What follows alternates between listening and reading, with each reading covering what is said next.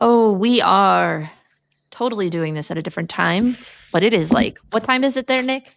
It is 9 p.m. 9 p.m.? 9 p.m. And you actually went to bed and I woke you up. Yes, you did. So I knew this was You're an happening. old And man.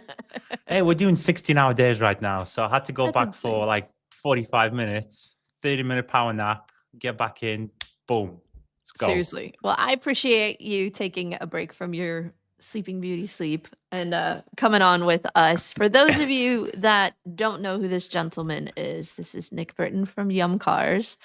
You have taken Thor by storm, but I think honestly, you're starting to take the US by storm. I see a lot of people chatting about your brand, which is exciting. Yeah. But you were at SEMA this past year or this past 2 weeks ago. Yeah. And we got to meet, and it was lovely getting to meet you and Kelly.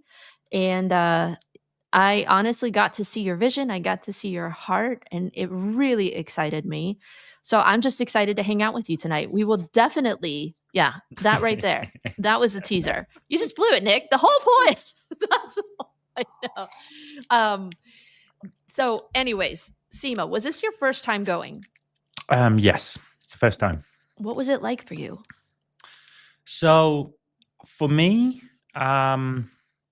see, I'm never worried about a new situation. I wasn't sweating it. I knew it was going to be busy, of course. I didn't realize how much people were going to speak to us. Were we going to get swamped? Were we not going to get swamped? Like nobody knows, right? And we found out about that the hard way. So I took my full rig with me to do, whether it's full 5-day coverage or no coverage, right? And just do it all in one, right? Mm-hmm. And when I opened up this beautiful little hard drive here, or this little memory disk, I got 27 seconds worth of content. And that should probably answer how SEMA went for us. Yeah. You need to bring a videographer next time, is what I'm hearing you say. That's the plan. We've got a team inbound with us, so we're going to roll in much heavier next time. That's awesome.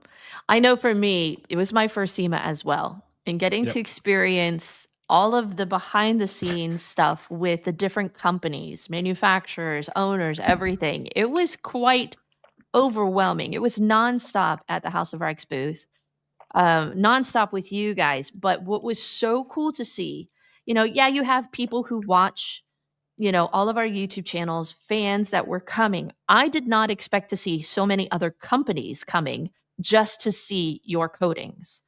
You literally, like, the competition it felt like it was a little espionage, like a little R&D on the back end. To be fair, I'm surprised. Yeah. I'm not going to mention the company by name, but they're out of Korea and they start with a G, right? And they're blue. So they rolled in, all of them, the owner, the global brand ambassador, and they're literally picking up the bottles. This is in front of me. I'm speaking to them and they're smelling it. And so I got proudly, in a very nice way, I've spoke to them before anyway. I said, this is how you deal coating. So it's always been my dream. I'm like, these companies are huge, right? So it was all a good laugh. But yeah, a lot of companies I saw at that corner of the booth, which was crazy. Yeah, and they were all this. Let me just replay for you guys what they all. It was like two people that worked together at the same company going like this. Like that. They literally were like, did you see that? It was so fun as an outsider to get to observe that. And I was just like, I wanted to be a fly on the wall to be like, what are they talking about? Do they feel threatened? Do they feel like inspired? Maybe both. I don't know. But let's talk about your coatings a little bit. We all know. Show us that beautiful little bottle again. Well, I've got some on the floor there. I'll try to make a little bit of a set. Okay. So there's I think 6. right off the bat, clearly packaging is unique. No one has done a bottle box like that. We did a live together. You were sharing with me that you kind of drew up the design for the box. Kelly actually came up with it on a napkin. And, packaging alone, I can only imagine how much it costs. Maybe you want to disclose that, maybe you don't. But it's in terms of the pre-molds and the mold itself, we were just in the 6 figures, and obviously you've got to buy this in, unfortunately. Like, it's just a standard mold if you think about it. Like, anyone can Google how much a mold is, how much is a molding fee, right?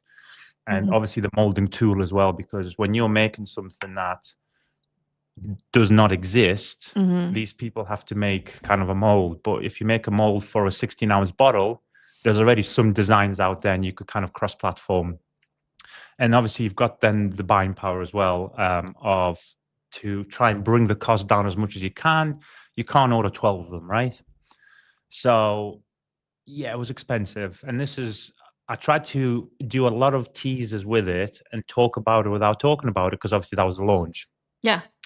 And all I ever said to people is just imagine working on something for just over 7 years and not even making a cent.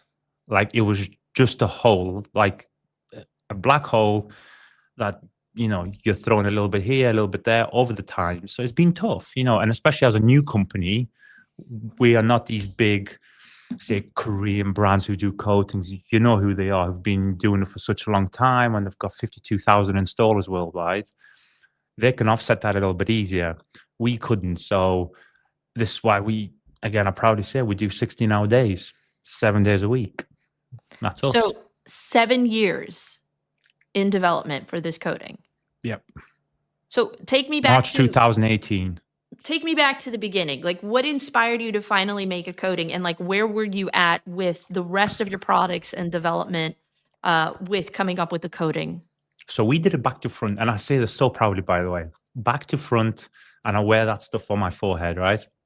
So when you sit down, imagine you sat down, you're talking like, what is the roadmap? And you can get close, but again, there's going to be issues along the way, right? But we drew a roadmap and we said, right, this is where we want to go from year 1, 5, 10, whatever, right? And we drew the roadmap. But at the very beginning, we said, what's going to be the crown jewel? And of course, in the protective field, it has to be coatings. So when we started that first, we said, right, this is what we want to do. This is where obviously Kelly's on napkins and I'm saying I wanted this, that, and the other. Obviously, 14 divorces later, March 2018 is when we officially started the development process on the cars, as in you start putting them on cars and seeing what happens. And that's really it. And then we developed the products around the coatings. Because don't forget, when we're developing a car soap and we're washing it on camera, or most of the time off camera, people don't know what we're washing. Yeah. How it's washing. Like, you know what I mean? So yeah. So this is why, for example, our reset only came in development probably 2.5 years ago. Because once you start seeing the coatings becoming clogged, then you start doing acid soaps. Like literally, like we were doing it in tandem with the development. That is impressive. And then that goes to validate, I think, even more whenever a manufacturer says, to get the durability claim, use our products to maintain it, because they're designed synergistically, I guess, to enhance and perform well with one another. So I think it validates that. Because I mean, yeah, you could grab any acid wash, any water spot remover, any ceramic detailer, but you might not necessarily get what the manufacturer gets because you're a new guinea pig. You're experimenting. I'll tell you what, the biggest one is not really in terms of the detergents. The detergents are kind of easy in that respect, right? It's more the protective toppers, right? There are a lot of products. Imagine a quick detailer. There are quick detailers out there that are now infused so heavily with spray sealant technology that you're actually masking the coating, right? So when a manufacturer maybe says, look, use this with this, makes sense. A really good acid soap or high pH soap, realistically, it will do its job as long as it's a premium formulation, etc. Right? It's the protective things you've got to be very careful with. And we found out with the hard way during development. How so? Well, for example, the drying aid. This is why, in fact, I think why our drying aid is now doing the rounds 7 years later it's like a full circle effect of what's happening. Why we made it the way we have. Our spray sealant, you'll probably see some of the media say it's the weakest spray sealant in the world. It's all done by design. Like a lot of people want a spray sealant to go on in the last 6 months. No, because we want our spray sealant to go on something like this, and this is what's unbeatable, not the spray sealant. So explain to me then, we'll get into all the characteristics of the coating. When you were looking to design your coating, what gap in the market were you looking to fill? Like, what did you see that was missing in the industry that you wanted to improve upon? Every gap. Shots fired. I don't want to get us blocked for this. Look, my answer is the same both with the liquids, the coatings, other things as well, right? There are many good products out there, and there's some very good brands out there. Never dispute that. But I came from an enthusiast field and not a professional field. So imagine like yourself, right? I didn't want a product just to hit it professionally. I wanted an enthusiast to do it as well.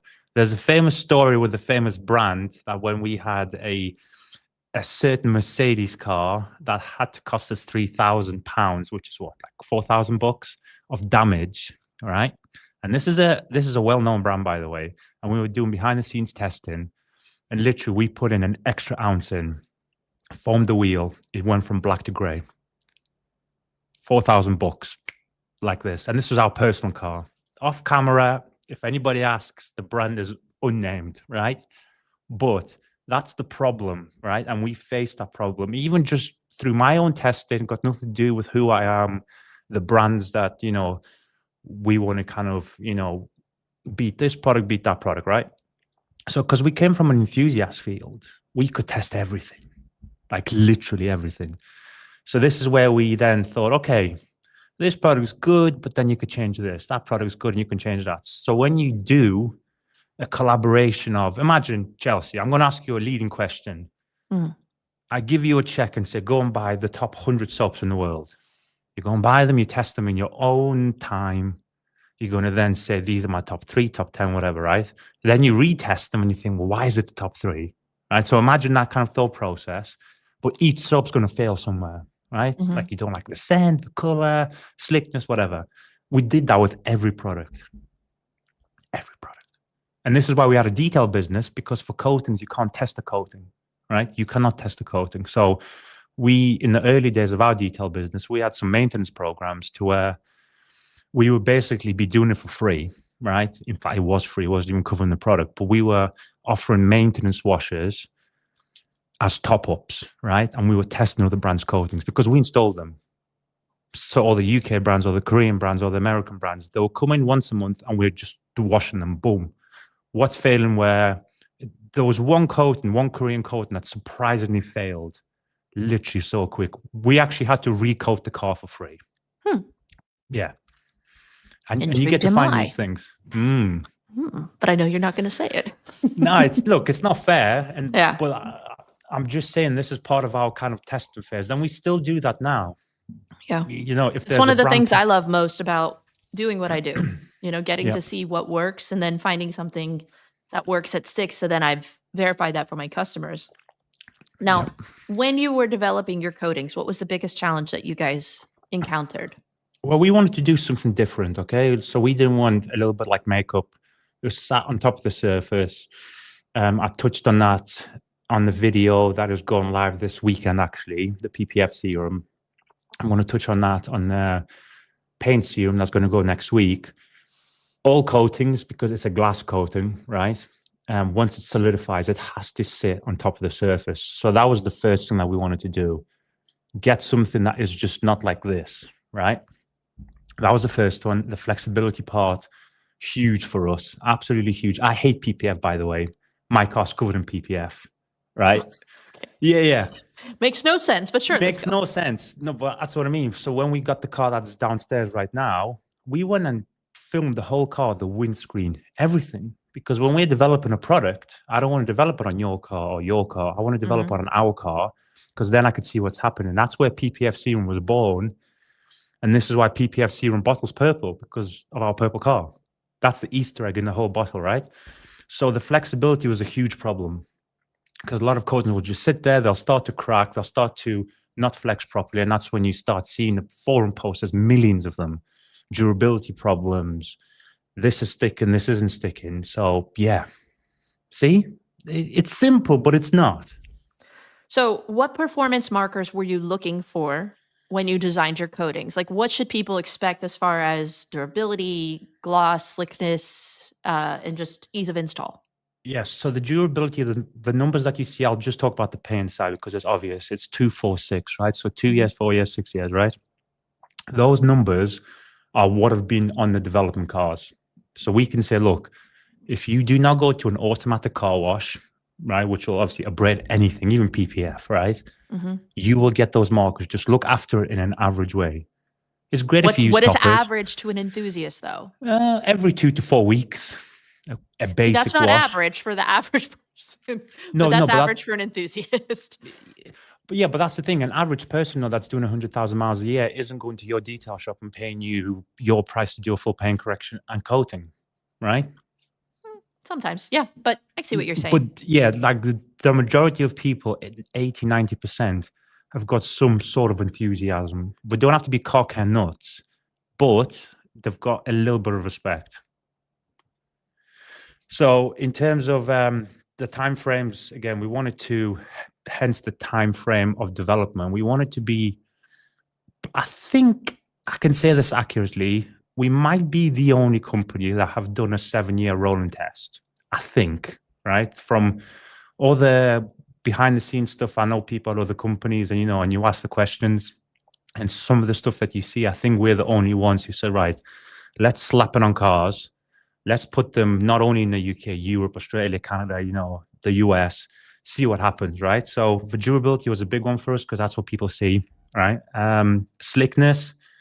I'm hoping whoever does the first video on paint serum in the US films the whole reaction because it's crazy. The slickness is off the charts. And we found that 6 months, 12 months in, 2 years, it's just completely crazy. The gloss is easy. The hydrophobic's even easier. So, like those are at the bottom of our list, right? We're talking about slickness during the wash, slickness as the car's driving. Obviously, that's very important because things shouldn't stick to it as much, and durability. So what can one expect when applying this coating? Like what are a real world scenario where it shines? Are we going to have sweating, rainbowing, haze? So we did it both ways because it's not a traditional chemistry of coating, right? People look at serum and go, oh, it's something, completely alien. Yes, it is. And no, it's not. So it is a coating, right? So there's a few people already on YouTube that have seen both effects, rainbowing and sweating. They're all, it's usually it sweats, usually it rainbows, right? So it depends on your humidity and depends on your heat. So for example, right now in the UK, I did a video last week that's going on Friday. You'll see it sweat, some rainbow. So it all depends. But basically, you're going to apply it. The coating is going to show you, I'm ready to be wiped off because I'm rainbowing. I'm ready to be wiped off because I'm sweating, right? As soon as you start hitting it with your usual 2-3 towel method, it's the slickness is instant. It's a single layer system. You can't even top it on yourself. Any of the paint systems, you try and do this on top of each other, you go to a body shop. So you strongly recommend single layer only. Single layer. Apart from PPF serum. Why there are some people that say like, oh, I'm going to do 2 to 3. I'm like, why would you want to do more work? Like I'm a little bit lazy. So I actually love that. What is our flash time that we should expect with that? And let's say we're getting into winter time. You've launched, in winter, in cooler climates, lower humidity, ideally, at least on this side of the hemisphere. What's our flash time that we should expect with it? We're talking about top end 3 minutes. Okay. That's your limit. But it moves because of the solids content. So paint serum 2 is literally, 3 to 5 minutes. Paint serum 4, you could be no more than 2. Now, when you're talking paint serum 6, you're under 30 seconds. Like literally, it flashes. It's super glue. It's so fast. So you're cutting the panels. More durability, we have a more tenacious coating, faster flash time. Correct. And can we expect with these beautiful packages detailed instructions on what to? Okay. Of course. Yes. Okay. So everything within the packages, you've got application guides, you've got like everything. So yeah. I'm just curious, and maybe you don't want to disclose it. How much does the packaging alone cost? Not as much as people think. Yeah. You know what? When I read, I mean, it's expensive packaging, right? Yeah. But people think this is like $84 just for the box and bottle. And I'm like, listen, if that was the case, we're in the wrong business, because if this costs $84 for the packaging, yeah, it's And then not. that would be It's like a $10 coating. yeah, You know? exactly, I exactly. mean, So I'm not gonna lie. They are a little bit on the pricier side. You know, your 6 year is I think over 200. yeah, But how many vehicles can you get with one bottle? How many ounces do we have or milliliters? it's 50 ml standards, so it's a larger bottle than Mhm. usual. You know, because a lot of people launch with 30, right? Mhm. Average size cars, you're getting two. So Okay. So divide that cost in half, and that's what you should easily be able to get as far as profitability. correct. And So also, don't forget this specific coating, right? This one. Don't forget, this is the first one ever that's a full accredited system that's available to you. So when people get caught a little bit off guard, don't forget the big three coating companies are not disclosing what the accredited pro only coating is. Now you can Google it. Some of them are $600, $800. You know what I mean? Like, obviously nobody knows the price. By the way, I know the price of a certain UK kind of version of that, right? And it's not cheap.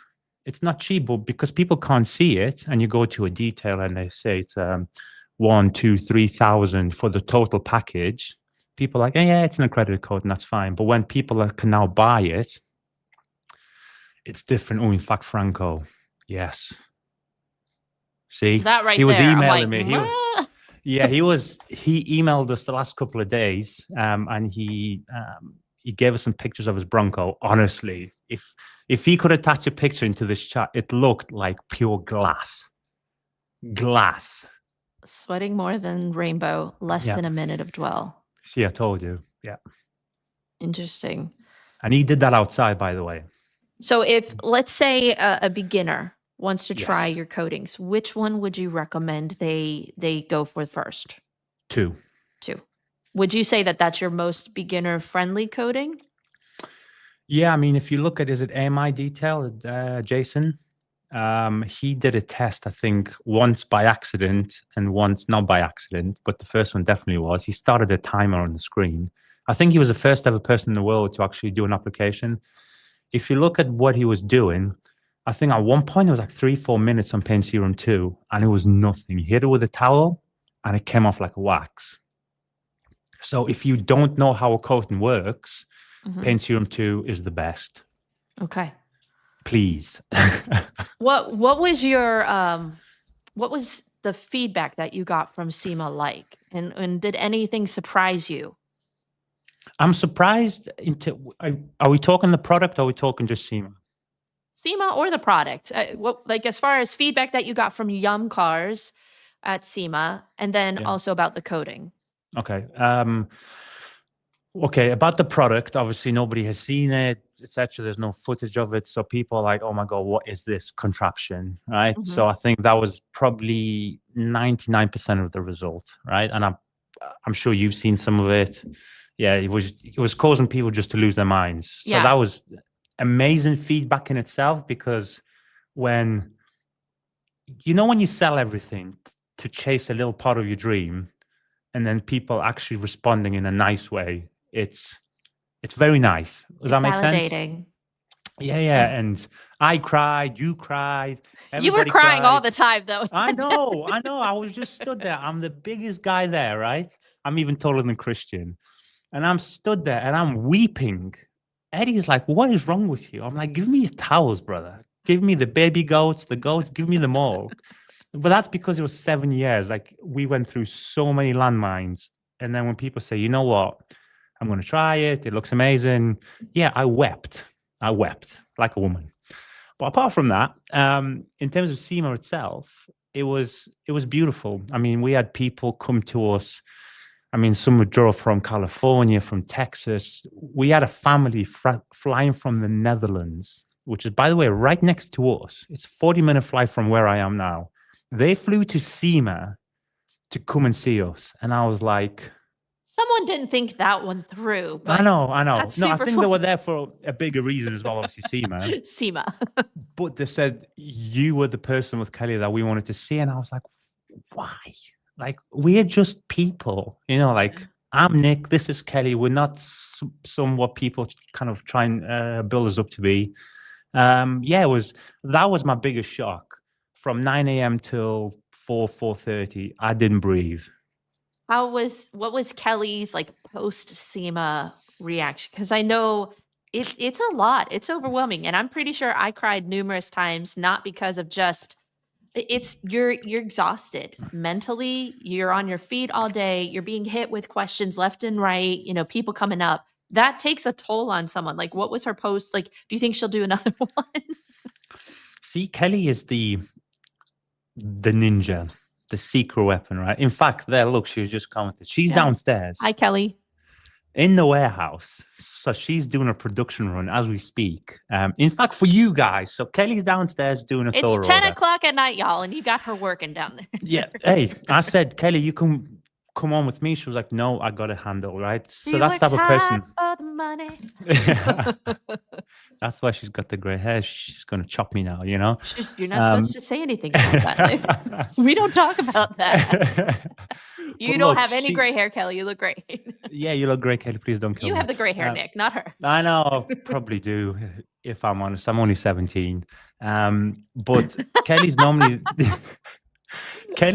the behind the scenes person, right? So she runs the company, right? So I said to Kelly, right, you're coming to SEMA because everybody wants to see you, right? Everybody's talking about you. Eddie, Jamie, that's all they do, right? When we're going to meet Kelly. So I said, you're coming, you've got no choice. She comes there, and I mean, literally everybody swamps her, right? Because people hear about this woman called Kelly. Mm-hmm. Nobody's seen her. And then there's like 50 men and 12 women around her. And she's like, hello. So it was a bit overwhelming for her. But she's coming back next year. So, yeah. Good. That is awesome. When it comes to SEMA and your product line, did you get any feedback that makes you feel like you want to do something different or bring something new to the market? Like, did you get any ideas as far as product development while at SEMA? I already have a vision. Wait until the next one comes. The next one's the big show. Oh, yeah. Wait, bigger? Oh, bigger. Oh, yeah. Why do you do this? Bigger. Everyone's just like, shut up and take my money. Like, yeah. Yeah, look, I mean, I think I had one chance to where I went and got people like some donuts. I think it was like Eddie was dying. So I said, look, bro, I'm going to go and get you some donuts, Jamie. So I walked kind of like that way, like, you know where we were in the hall, right? So I walked past a few and I thought, it's nice. Like some stuff I saw was like cool. But I already have an idea anyway. So it's not like I've come back from SEMA and said, right, I need to start developing version 1 of this, right? So, but we've got a few big developments going to be dropping. In fact, now the fact that this is launched, there's something that still hasn't been launched that technically supersedes the time of this. Any teasers other than that? Because that's an awful teaser. I'll tell you off camera, or maybe I should just continue teasing everybody. Is it for the inside or the outside of the vehicle? It could be both. Oh, dadgummit, you're not going to give me anything. It's like, or it's just extremely diverse and going to blow everyone's minds. Yeah. Well, in fact, it's giving more motivation to double down on what we were already doing anyway. Especially from what I've seen, I was like, yeah, it's cool. I've got everyone covered. That's all they need to know. You're all covered. I wouldn't doubt if we start seeing more branding differences from other companies. I feel like you've raised the bar when it comes to coatings, packaging, testing in the real world. Because I think so many of us, that's the biggest issue with coatings is when we have these durability claims and they say 3, 5, 7, 9 years, and it's only been out for 2 months. It's like, you're very skeptical. But the fact that you guys develop products for so long, I think it raises the bar astronomically for these other companies. In fact, I kind of wish other companies would do what you guys did. Yeah. Like, keep the product off of the market. Yeah, it might come at an investment hit, but make sure you've tested it so that way you know it's going to live up to the hype. Because there's nothing worse than me as a professional putting something on a customer's car that says it's going to be 3 to 5 year durability and it not even last a year and a half. Yeah. Mind you, I get it. There's maintenance, there's neglect, there's all those things. But if you're kind of testing it in that real world where they're just doing a basic contact wash and really nothing more. Yeah. Yeah. I mean, look, it's people.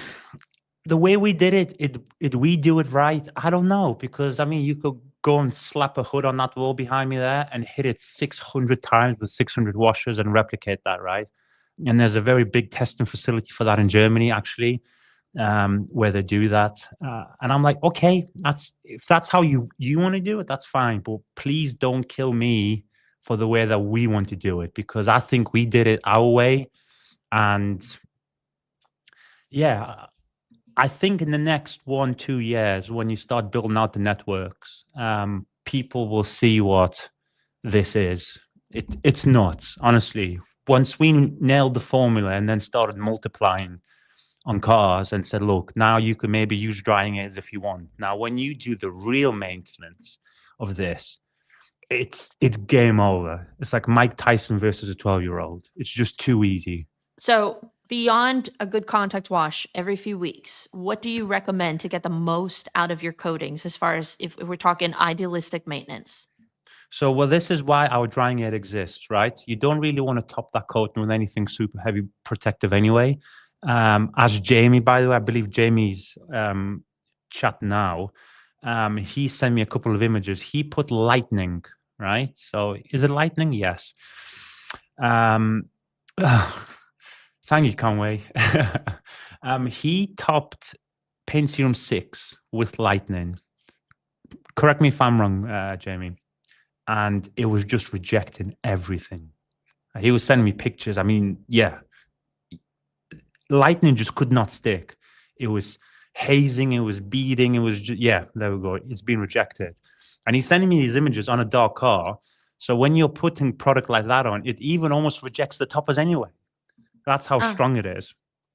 So you're literally recommending your drying aid, which doesn't have much protection, just to help give you lubrication. Yeah. It's got a slickening agent in there that I need to film a video for this, because there's been some people in North America who made a few comments on it. So I'm going to make my own comment back with a video just to show how much protection is kind of truly in it. But realistically now, with the real people here, it's got no protection. The slickening agent will get you up until that next week's wash or in 2 weeks, right?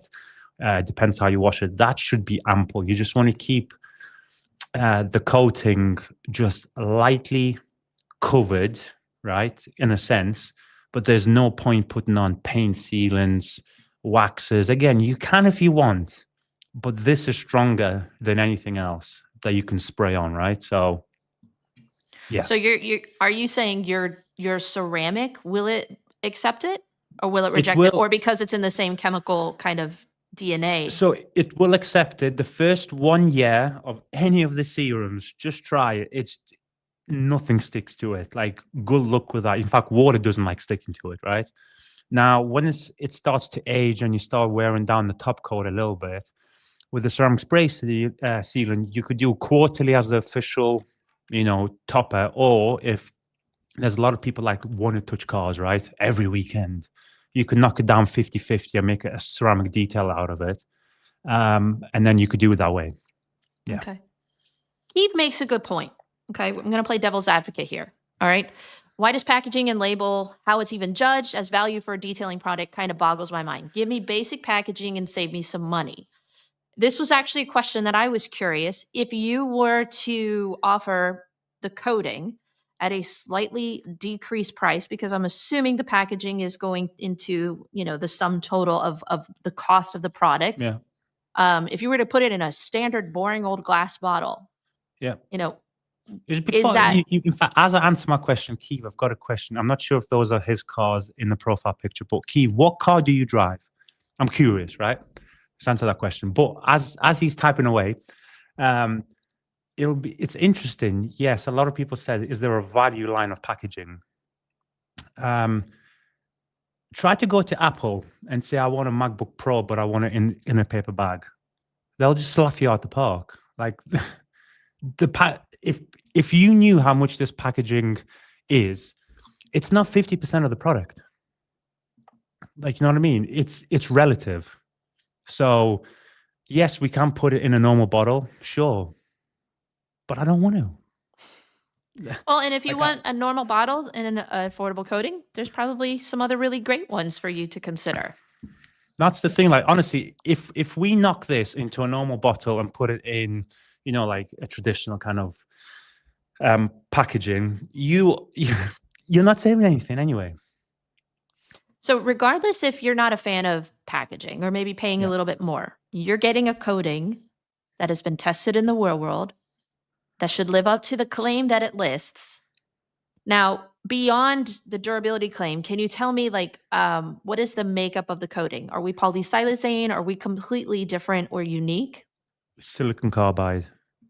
Now, what makes that better than some of the other, like, ceramic makeups that we see today? Well, that's the backbone. It's just to quickly explain that, it's a bit like when people say it's say T1 carnauba, but then it's infused with other things, right? So it's the same thing with this. So silicon carbide is the backbone. That's great. There's other things in there that make it the partially absorbent. Now, in terms of silicon carbide, why is that? Like, why do we choose to go down this way? Look, it's just harder wearing. It's harder wearing. You could throw more things at it more times for it to say, I give up. So that's the reason why we went for it. And obviously then becomes the problem is there are different ways you can blend silicon carbide, right? There's different ways to then deliver it. And then there are different mixes out there, like a cocktail, to then make it all not split, fail in 3 washes. And this is where real development kind of comes in. So. Good point. And honestly, I mean, I think, Keith was asking a question that I myself wondered, like if you were to ever sell your product in a, more basic packaging, would that lower the price? Would that be more accommodating for some? But I think what you're trying to sell, if I'm understanding you right, is the experience. Well, it's the experience, but also and the it's not product. going to. I'm not just saying that it's packaging and branding, because obviously the coating itself is top notch. I think for me, I get a little bored with same old, same old. And the fact that I could put this on a shelf, my customers' eyes are going to immediately go to that and say, what's that? I mean, it literally looks like it should be opened with a light and a musical sound effect, like, ah. So I think it's catchy. It's going to draw people's eyes to it, and it looks premium. And so let me tell you, there's some interesting feedback. I'm really sorry to interrupt. No. And I didn't mean to pick on Keith by any means. I actually appreciated the question. So, Keith, if you're watching, I wasn't trying to target you. Keith, it's a great question. And it's a question that actually Keith is about 10 days late with that question. Because if you read some of the YouTube stuff, people have asked the same question in a roundabout kind of sort of way, right? But we had a bit of feedback yesterday that there is a certain detailer out there who was also in the YouTube space. He's in Europe. He dropped me a message yesterday and he said, I'm keeping all these bottles and packages in pristine condition because he's trying to like compete with himself in his head. He wants to put on his cabinets 100 bottles, obviously all finished, right? And I thought that's what it's about to me anyway. Like, I think if you're a detailer or you're an enthusiast and you like a coating or two, right? How cool would this be, right? Doesn't matter which one you have, but it's on your cabinet somewhere in the back, and you're like, you know what? I've applied that coating. I love it. I love the experience, and this is like my little trophy, right? And I think that's cool. There's nothing wrong with that. Well, I think clearly people are going to be curious. People are going to want to test it out. I'm excited to hopefully get my hands on it one day and be able to review it for you guys. When it comes to ceramic coatings, clearly you have 2, 4, 6, and we do have a lot of questions. We'll get to that in just a second. Where do you think coatings are headed in the next 3 to 5 years? I feels like they're getting easier to install, more chemically resistant. Uh, Slickness is becoming more of an importance for people because of self-cleaning aspects. And plus, customers just like touching the paint, even though I'm like, Yeah. Yeah. where do you think they're headed? And do you feel like there will ever get a point where coatings, like you can't develop them anymore? There'll always be new technology. I mean, probably past our lifetimes anyway. Probably most people in this chat will be long gone by the time we stop the development in the car care industry. I think the curve has been quick, and you had the graphene hype and all that, sprinkle a bit of pepper in the bottom of a bottle and it's, it's graphene. Now, if you look at the technology, so it was actually RGO, so refined graphene oxide. So people don't know this. People talk about graphene, right?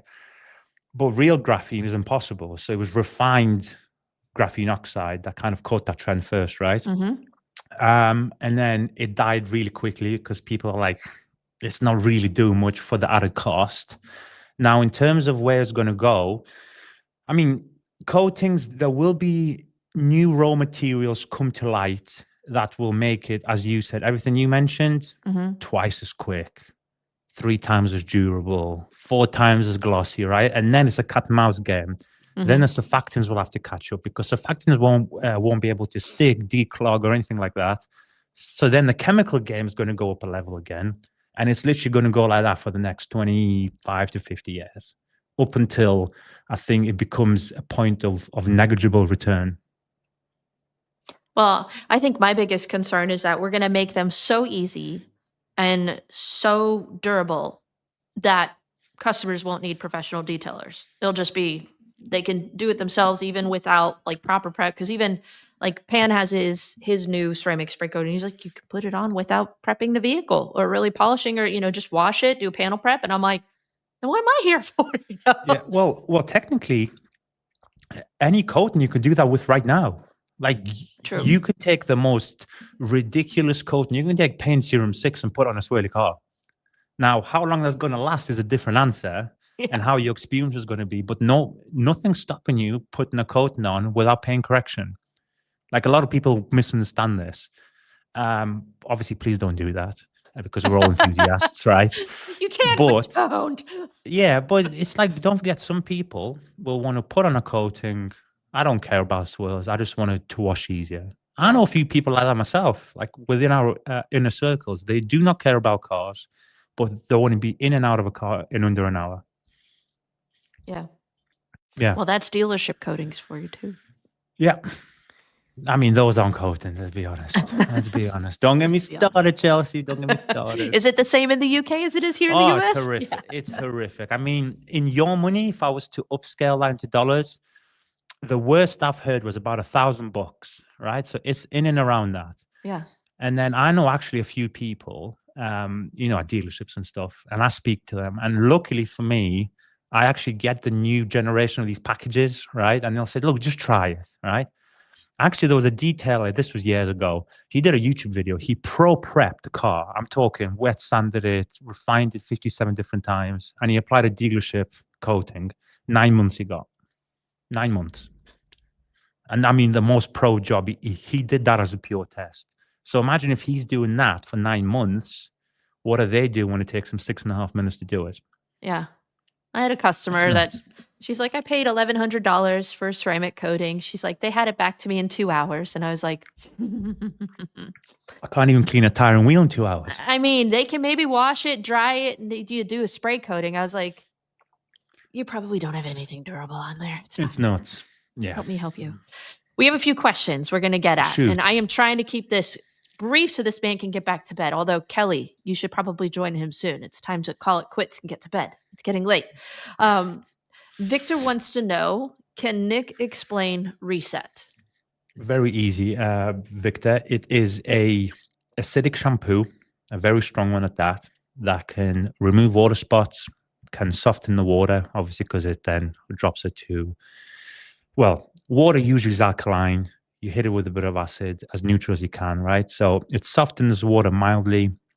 And if you get the right dilution ratio, it's also a very mild strip soap. Easy. How frequently should one use reset if they have a coated vehicle? Well, during our testing for the last 9 months, we washed that coated car that's downstairs twice a week. 150 mil in the bucket. What's that? That is like 5-6 ounces twice a week, which is strong, right? And obviously, there's no bad effect, no nothing. Obviously, don't do that. There's no need. We only did that for testing, but I'm telling you this, that it's safe if you want to use it once a week. Again, unless you're doing stupid mileage, do it once a month. Okay. So throw it into your maintenance routine, but like once every month. 100%. Unless you live in an area like, for example, potentially the UK during autumn and winter months when we get so much rain and motorway driving, the film that can build up, if you don't wash it long enough, part of the film is water, right? So it can cause water spots, which can then in turn clog your coatings. Use it a bit more often. But if you live in a cold but dry kind of environment, you can do it once a month. Okay. Yeah. That's very different than other acid soaps that I've used. Normally they like prolonged use can weaken the protection.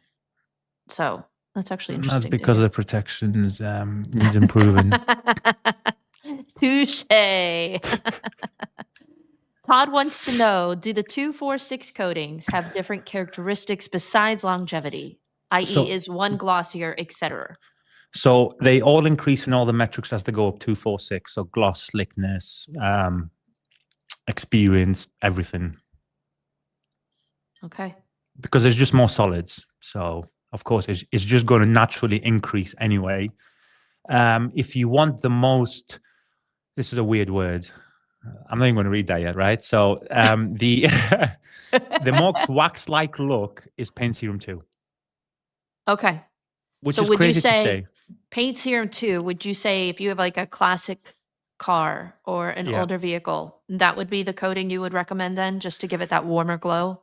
Yeah, it's how we did that because, again, I proudly say this, I'm still, even though I'm young-ish, I love wax, a good high-end paste wax, but to combine something natural versus something completely man-made and synthetic is impossible, right? It's just totally impossible. But I said, can we do one of the coatings in the most, as in I've just waxed the car look? Paint Serum 2 embodies that whole thing I've just said. It is crazy. If you had a single stage paint vehicle, which coating would you recommend for single stage? Or do you not recommend coatings for single stage? You can coat single stage. You've got to be very careful. You have got to, one, make sure the paint's perfect. Again, polishing single stage is slightly different to like a dual stage system, with a clear coat, and shrink the panels. Shrink the panels a lot. It just behaves differently. Okay. So proceed with caution is what I'm hearing you say? Yes. Yeah. Okay. It's more porous basically because you haven't got the clear coat, which again is porous as well, but the clear coat is way more resilient than normal paint, right? So this is why when you hit single stage paint with high pH soaps, it stains so quick because you just got no resistance. Okay. Franco says, I don't know if I agree with that, Nick. 6 looks very wax-like, deep wet gloss, in my opinion. No, see, look, Franco, the picture you sent us from email, right? That Bronco. Honestly, I even asked Franco, and in fact, it was Kelly who asked him, have you got a Facebook account, to put in the Thor group? Honestly, it is nuts. What you see with Paint Serum 6 is crazy. I'm not saying it's not glossy, but it's got a different look to it, right? So 2's got a different look. 6 is just nuts. 4 is nuts, but in a different way. Becca says, does one darken paint more than others? Again, it's in levels. 2, 4, 6 will darken much darker each time. I think, again, Franco was the first person in the world to do a live application on YouTube. If you can go and watch that on his channel, he clearly puts a camera, which is an iPhone, he puts it like this, Paint Serum 2, and after about 15 seconds, it's instant.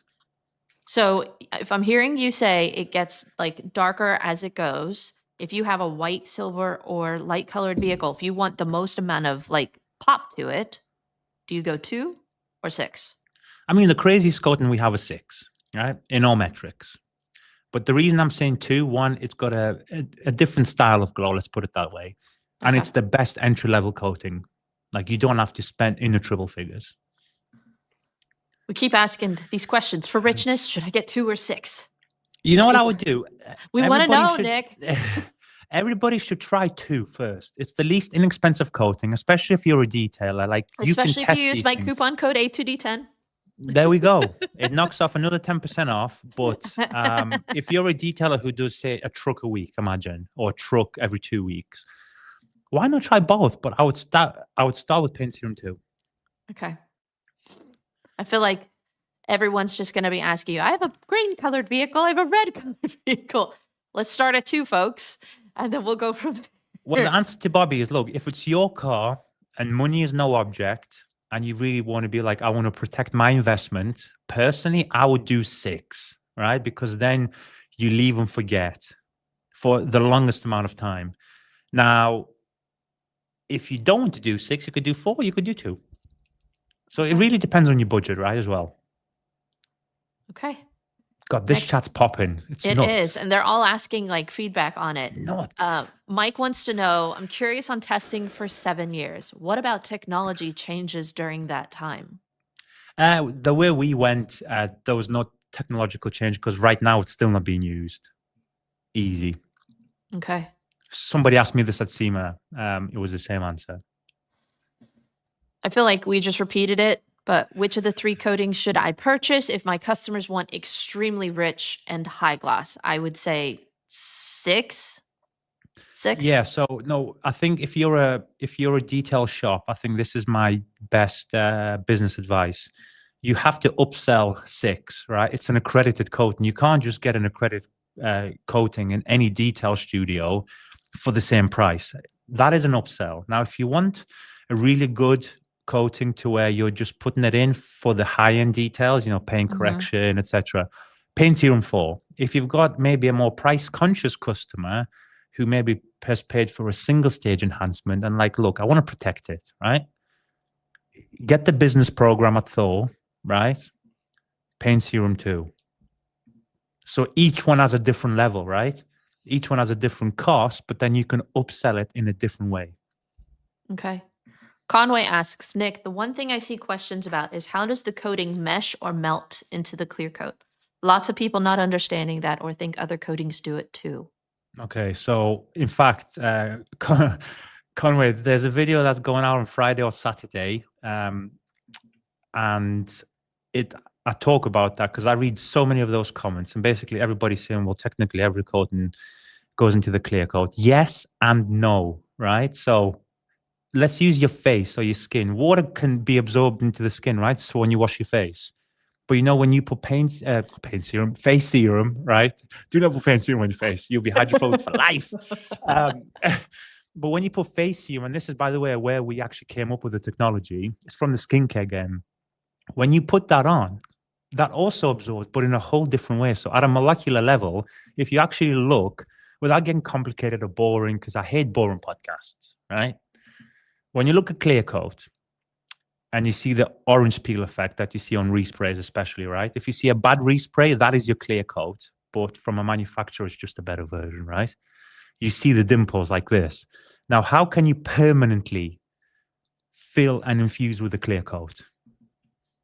That was the biggest development stage for us. So we made, I keep saying, like a 1.2 surface. So it's not a full new surface. It's not a secondary layer of clear coat. I'm never, ever going to say that. But it bonds with the clear coat in a different way to every other traditional coating. Okay. I think we'll just have to try it out for ourselves. You'll see it as soon as you apply. So, Chelsea, when you get yourself 2, 4, or 6, you'll see it instantly. And it's probably easier to see with the 2, if I'm honest, right? Okay. Because it has more cure time kind of capability. So the first time, I'll give you this example. First time Eddie tried the coating, right? In front of his eyes, it was on Bev's car, I remember this. So I came in, I drove all the way from Salt Lake to his house. I was in his garage for 2 hours. It was 2 a.m., right? We were testing it. He puts it on, it like beads up, and then it just goes like this into the clear coat. Eddie was like, what on earth is this? Pan stood right next to him. By the way, I've got all the videos. I just never posted them, right? They're all on my phone. Now, if you unmute the video I took of Pan, he's going, oh my God. Yeah. Jamie's there with a cinnamon bun, right? And he's like, whoa. He's like, dog. Right. So it happened in front of their eyes. And that's what I mean. It just works completely differently. So, yeah. I'd be interested. So, I have 35 coatings on my car right now. Yes, I've seen that. Yeah. Okay. You're doing a test. I'd be curious if you wanted to send me 2, 4, and 6, and I can put them side by side and show them as Easy. far as application and durability, and we can put them in the real world. So just throwing that out there if you want to throw it into the test, and we'll Point add taken. that. It's out there. Point taken. No, see, I love these type of tests. So, yeah, no problem. I'll get something sorted. M3 Finish Detailing says, do you think the UK is ahead of the US as far as detailing? Oof. And I don't think there's going to be shots fired because it's not shots fired. The US is way ahead in certain fields, 100%. But then the UK is ahead in certain other fields. So, what would you say the US excels in? So quick and easy. Yeah, well, no, but that's the thing. It's the American way, this whole perception, the stereotype of the American culture, right? Mm-hmm. I want it yesterday. I want spray, boom, go away. And that's, by the way, in the restaurant game, in the hotel game, like it's all the same in North America. So clearly the mindset transcends into the car care industry. I'm not saying it as 100% fact, but it's a very good kind of assessment. Now, you guys do it. I think you guys drove instantly the higher end paint corrections in the shops, right? You guys drove that trend to where coatings first launched, and people then started doing, multi-stage corrections, etc. Right? The American way normally is kind of the main way, and then obviously your rinseless game is way ahead of UK and Europe. So when I speak to Eddie and Jamie, I say to them, it's going to take me 2-3 years of just YouTube content after YouTube content to educate people more on rinseless. People understand what it is, but don't understand to your level. I mean, you guys are doing rinseless washes in December. You try and say that to a UK person, they'll have a heart attack. Well, do you guys, garages, are they a common thing that people have? Yeah. So you're not going to do something like that out in the freezing cold with snow and all of that. Yeah. And we have a different climate to you as well, in a way that sometimes we're actually, we're more wet than you. Not every state, but the majority of states. Clearly. We get a lot more rain. Yeah. So, and then when we become dry, we become really dry for like a week or two. And then all that oil will then come back up with the next rain. So we get a different type of film. It's horrific. So this is why our pre-wash game, I think, is better in the UK. Oh, for sure. For sure. It's like a 4 or 5 step game, though. Yeah. Here in the US, we're again, like, one soap, send it. Yeah, rinse it, car shampoo, and wash it, right? So, and again, that's great if you live in Florida or Texas, right? Fantastic. Or any of the southern states. You start moving up north in the US, you're in a world of problems. Okay.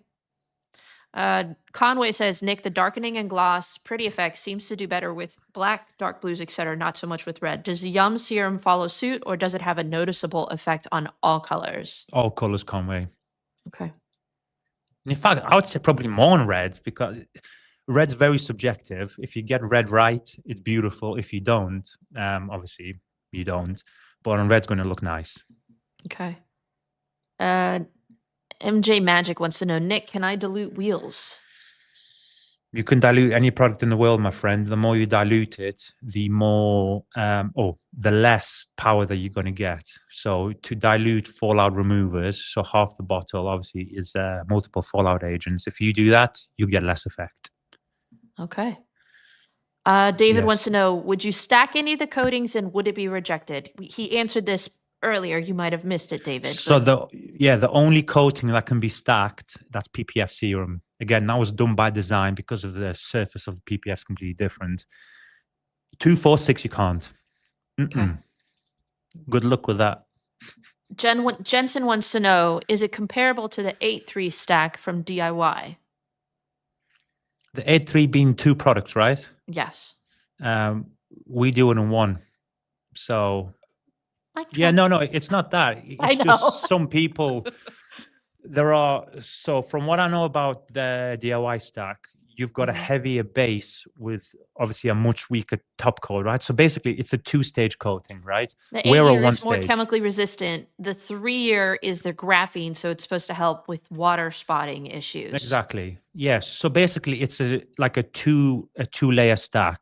We did it in one. And by the way, our first side-by-side development in the early days, we actually tried to do, what can we do, a one stack, a two stacks. So we compared everything.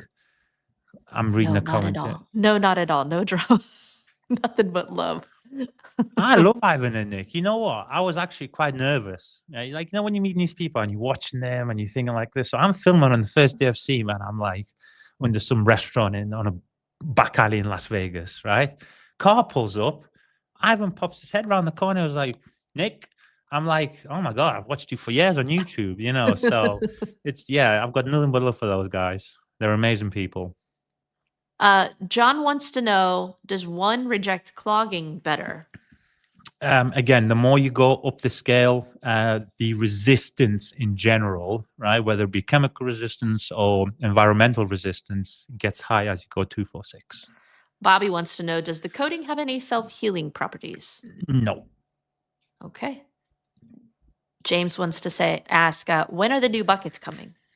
I hate that guy, James, honestly. This guy, this is probably one of our best, if not the best retail customer, right? Are they clear is all I want to know. I don't know. He sees everything, this guy, James, right? So I don't know, James. Keep waiting, my brother. Oh my goodness. So we went well beyond the time frame that I told you, and I'm so sorry for that, friend, but No, I think good. we had fantastic questions from all of you guys who are watching. We actually over 80 watching live, which is pretty fantastic considering this is not my usual time slot. Yeah, it's We unbelievable. did that to accommodate Nick so that way he wasn't up at 2 a.m. in the morning. My last question is, what Yes. can we expect next from Yum? I know you teased, but like, what are things that you don't have to like, what's next? So traditionally, I'm going to try and make this as uncomplicated as I can while still teasing more. Is every time we launch a new product, we automatically pull it off the shelf virtually, right?